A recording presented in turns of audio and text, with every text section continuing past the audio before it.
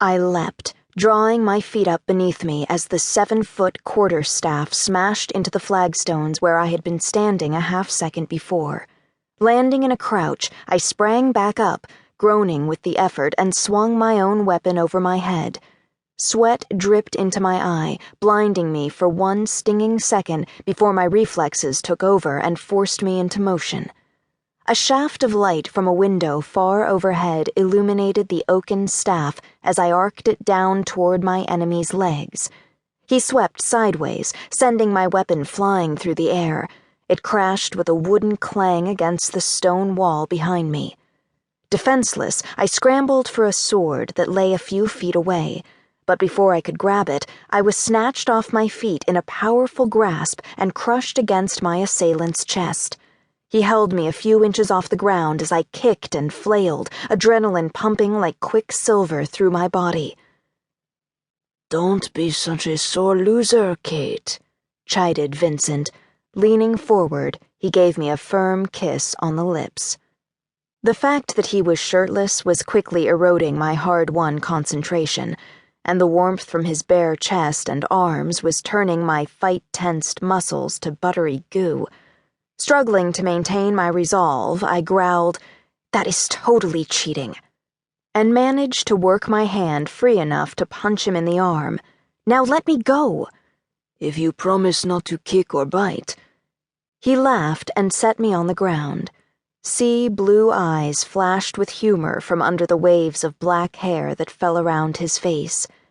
He grinned and touched my cheek, with an expression like he was seeing me for the first time, like he couldn't believe that I was standing there with him in all my 3D humanness, an expression that said he thought he was the lucky one. I rearranged my smile into the best glare I could muster. "I'm making no promises," I said, wiping the hair that had escaped my ponytail out of my eyes. "You would deserve a bite for beating me again." "That was much better, Kate," came a voice from behind me. Gaspard handed me my fallen staff. "But you need to be a bit more flexible with your hold. When Vincent's staff hits yours, roll with the movement." He demonstrated, using Vincent's weapon. "If you're stiff, the staff will go flying." He walked through the steps in slow motion. When he saw that I had mastered the sequence, my teacher straightened. "Well, that's good enough for sword and quarterstaff today. Do you want to move on to something less strenuous? Throwing stars, perhaps?" I held my hands up in surrender, still panting from the exercise. "That's enough fight training for today. Thanks, Gaspard." "As you wish, my dear." He pulled a rubber band from behind his head, releasing his porcupine hair, which sprang back into its normal state of disarray. "You definitely have natural talent," he continued as he returned the weapons to their hooks on the walls of the underground gym/armory. "Since you're doing this well after just a few lessons, but you do need to work on your stamina."